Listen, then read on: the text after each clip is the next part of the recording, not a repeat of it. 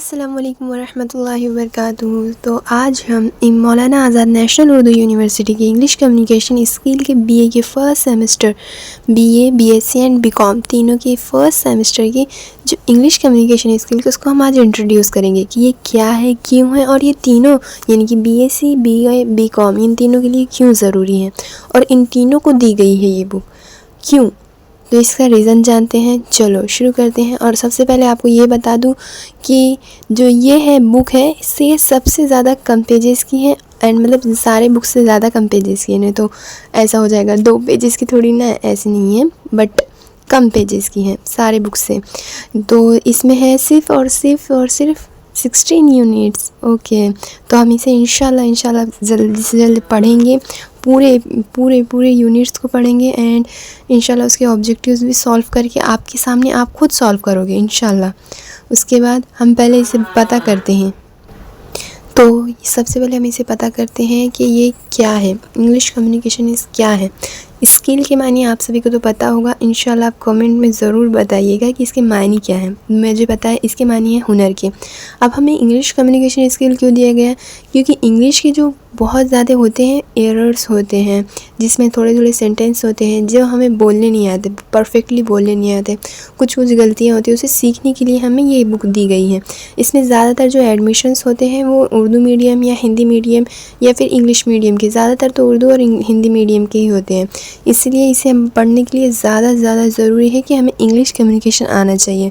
उसे किस तरीके से बनाया गया है, इंग्लिश को हम शुरू में उसके कॉन्सोनेंट साउंड्स उसके जो होते हैं, वॉवल्स होते हैं, उसे किस तरीके से पढ़ें, ये सारी बुक्स में बताई गई हैं। तो सबसे पहले हम देखते हैं कि किसने बनाया है। तो आप लोगों को मैं एक बात बता दूं कि ये सारी चीज़ें आपको पढ़ना बहुत ज़्यादा ज़रूरी है। ये दी क्यों होती है, क्योंकि हम पढ़ने के लिए दी होती है ना। अगर ये सारे काम की नहीं होती तो ये डाला क्यों जाता, हमें पता करने के लिए कि ये कोई किसने बनाया, क्यों बनाया। तो इसे आप लोग ज़रूर पढ़ लीजिएगा। इसमें सारे यूनिट्स हैं, ये है हमारी, और इसमें एक सैम्पल पेपर भी दिया गया है, क्वेश्चन पेपर जैसा पेपर आता है। पर एक मिस्टेक आ चुकी है, वो मिस्टेक ये है कि इसमें सैम्पल पेपर जो दिया गया है वो सिर्फ़ और सिर्फ 35 मार्क का है। हालांकि जो हमारे एग्ज़ाम में आता है वो 35 मार्क का नहीं होता, वो 70 मार्क का होता है। तो मतलब इसी तरीके के क्वेश्चंस आते हैं पर 70 मार्क का होता है और ये 3 घंटे का होता है। इसलिए चलो हम इंशाल्लाह आगे भी आपको उसके बारे में बताएंगे और वो ख़ुद आप लोग सॉल्व करोगे इंशाल्लाह। तो सबसे पहले हम इसमें से पढ़ेंगे कि ये क्यों बनाई गई है बुक। तो ये सबसे पहले हमें ना इन चीज़ों को पढ़ना बहुत ज़्यादा ज़रूरी है, इसलिए मैं आज इंशाल्लाह पढ़ाऊँगी, हम बात ज़्यादा करूँगी।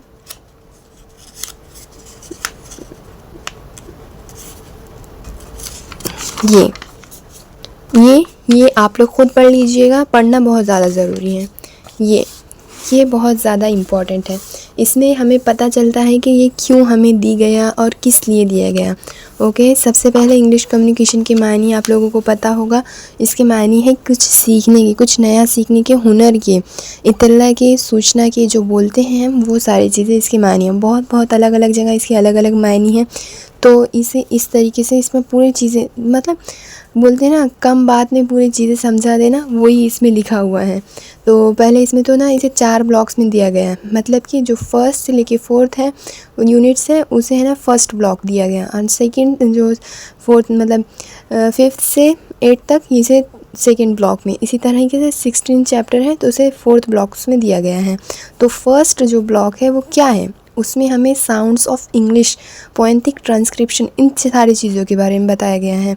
यानी कि साउंड्स, उसके कितने साउंड्स हैं इंग्लिश कम्युनिकेशन में, इंग्लिश के कितने साउंड्स हैं, ये सारी चीज़ें बताई गई। और सेकंड में ज़्यादा से ज़्यादा बताया कन्वर्जेशनल, जो हम बात करते हैं, मतलब ग्रीटिंग करना, थैंकिंग करना, अपोलोजाइजिंग करना, सीकिंग हेल्प एंड मेकिंग, ये सारी चीज़ें बताई गई हैं।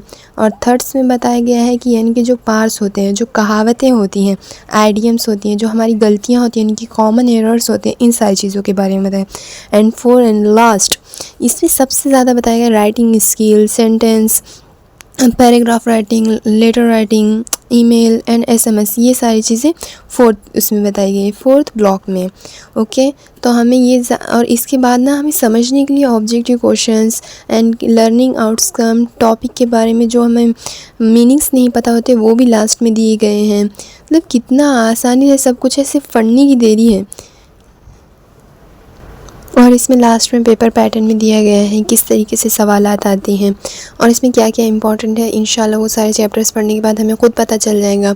मैं आपको इंशाल्लाह शॉर्ट तरीके से पढ़ाऊँगी।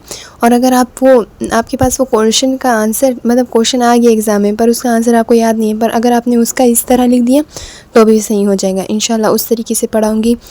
और सबसे बड़ी बात ये है कि अगर आपको कुछ भी डाउट हो तो प्लीज़ कमेंट में कर दीजिएगा, ठीक है। फिर उसके बाद मैं आपसे एक सवाल पूछती हूँ, इंशाल्लाह ज़रूर आप लोग कमेंट कीजिए, मुझे पता तो चले आप लोग कुछ मालूम करते हो या नहीं करते हो। तो बताइए इस जो ये है बुक, इसके जो कोर्स कोऑर्डिनेटर है उनका नाम बता दीजिएगा। ओके, कमेंट में ज़रूर बताइएगा, ये आपका क्वेश्चन है। इंशाल्लाह ज़रूर आपको पता होगा। और